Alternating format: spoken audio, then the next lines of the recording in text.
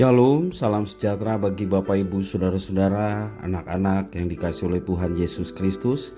Jumpa kembali bersama saya Pendeta Eka di dalam renungan firman Tuhan pada hari ini, hari Selasa 12 Juli 2022. Sukacita dan damai sejahtera dari Tuhan Yesus kiranya menyertai hidup kita sekalian. Puji nama Tuhan. Sampai pada pembacaan firman Tuhan hari ini, Amsal ke-13. Biarlah firman Tuhan yang kita baca memberkati kita sekalian. Sebelum kita merenungkan bagian firman Tuhan hari ini, kita akan berdoa. Tuhan Bapa di surga, di dalam Yesus Kristus, kami datang padamu mengucapkan syukur, terima kasih untuk setiap kasih setia Tuhan yang boleh kami alami dari hari ke hari. Kami mau terus dekat dengan Tuhan, kami mau terus memperdengarkan hati pikiran kami kebenaran firman-Mu. Kau yang mampukan kami untuk dapat memahami apa yang Kau maksudkan. Kau juga menolong kami untuk kami dapat terapkan dalam hidup kami. Terima kasih Bapa, terpujilah nama-Mu. Demi nama Tuhan Yesus Kristus, kami sudah berdoa dan bersyukur. Haleluya. Amin. Amsal 13 ayat 1 sampai yang ke-25. Saya akan bacakan bagi Bapak Ibu Saudara-saudara sekalian. Anak yang bijak mendengarkan didikan ayahnya, tetapi seorang pencemooh tidak mendengarkan hardikan. Dari buah mulutnya seorang akan makan yang baik, tetapi nafsu seorang pengkhianat ialah melakukan kelaliman. Siapa menjaga mulutnya memelihara nyawanya. Siapa yang lebar bibir akan ditimpa kebinasaan.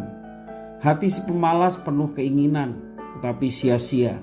Sedangkan hati orang rajin diberi kelimpahan. Orang benar benci kepada dusta, tetapi orang fasik memalukan dan memburukan diri. Kebenaran menjaga orang yang saleh jalannya, tetapi kefasikan mencelakakan orang berdosa. Ada orang yang berlagak kaya, tetapi tidak mempunyai apa-apa. Ada pula yang berpura-pura miskin, tetapi hartanya banyak. Kekayaan adalah tebusan nyawa seseorang, tetapi orang miskin tidak akan mendengar ancaman. Terang orang benar bercahaya gemilang, sedangkan pelita orang fasik padam. Keangkuhan hanya menimbulkan pertengkaran, tetapi mereka yang mendengarkan nasihat mempunyai hikmat. Harta yang cepat diperoleh akan berkurang, tetapi siapa mengumpulkan sedikit demi sedikit menjadi kaya.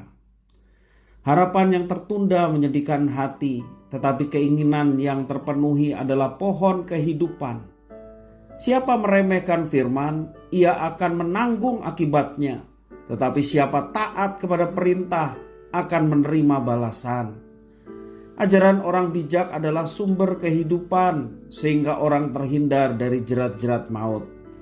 Akal budi yang baik mendatangkan karunia, tetapi jalan pengkhianat-pengkhianat mencelakakan mereka. Orang cerdik bertindak dengan pengetahuan, tetapi orang bebal membeberkan kebodohan. Utusan orang fasik menjerumuskan orang ke dalam celaka, tetapi duta yang setia mendatangkan kesembuhan.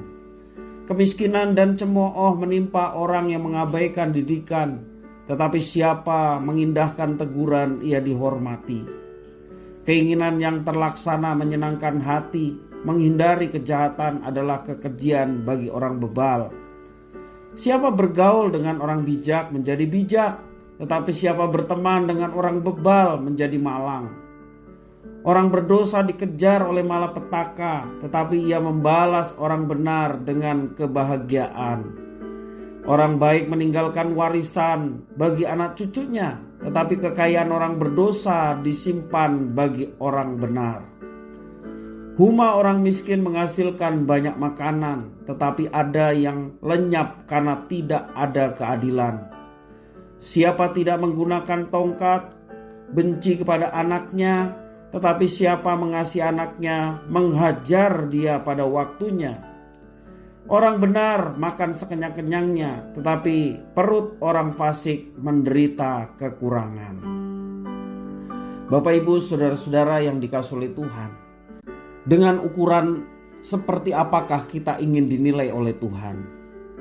Apakah dengan harta?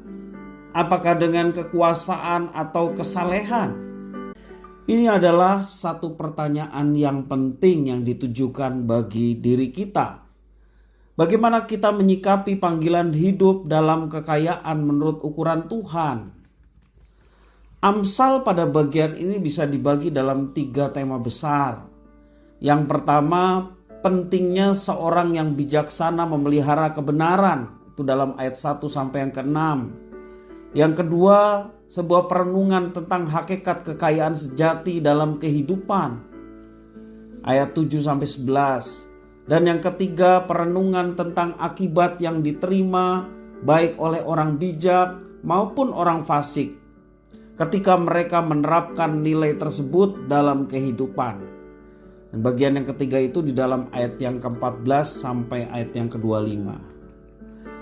Kunci dari pemahaman Amsal didapatkan di dalam ayat yang ke-13 sampai 14. Dikatakan, siapa meremehkan firman, ia akan menanggung akibatnya. Tetapi siapa taat kepada perintah akan menerima balasan. Ajaran orang bijak adalah sumber kehidupan, sehingga orang terhindar dari jerat-jerat maut.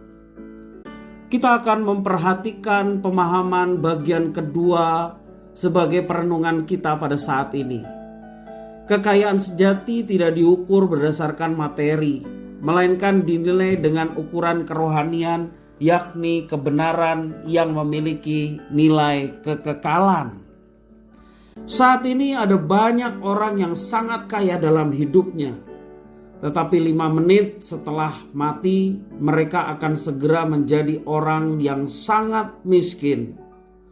Mereka seperti orang kaya bodoh yang dituturkan oleh Injil Lukas pasal 12. Orang kaya itu menganggap bahwa hidup hanya diukur dari tingkat keberhasilannya. Dan Amsal 13 ayat 8 sampai 10 menegaskan kekayaan adalah tebusan nyawa seseorang. Keangkuhan hanya menimbulkan pertengkaran, tetapi mereka yang mendengarkan nasihat mempunyai hikmat. Apa artinya? Artinya di mana muncul pertentangan, di balik itu ada kebanggaan seseorang dipertaruhkan. Karena itu betapa pentingnya datang pada Kristus, pada salib Kristus. Sebab manusia lama kita sudah mati. Itulah satu-satunya cara bagi kita untuk menyingkirkan kebanggaan kita. Itulah satu-satunya cara menyingkirkan perselisihan di dalam hidup kita, supaya kita berkenan kepadanya. Kiranya firman Tuhan memberkati kita sekalian. Mari kita berdoa. Tuhan Allah Bapa di surga, terima kasih atas firman-Mu. Jadikanlah kami orang bijak yang senantiasa memasang telinga untuk kebenaran. Kami tidak membanggakan diri atas segala keberhasilan yang kami peroleh, dan kami merasa bahwa semua itu karena perjuangan diri kami, karena kemampuan dan kepandaian kami. Tetapi kami diajarkan untuk merendahkan diri di hadapan Tuhan, bahwa segala sesuatunya datang dari Tuhan. Dan kami pun bersyukur kalau Tuhan percayakan dengan banyak hal dalam hidup kami. Tetapi ajarkan kami untuk senantiasa rendah hati di hadapan Tuhan, rendah diri di hadapan Tuhan. Karena Engkau-lah yang empunya segala sesuatu, sehingga tidak ada sedikit pun kami mencuri kemuliaan Tuhan dalam segala sesuatu yang kami dapat raih, keberhasilan yang kami dapatkan.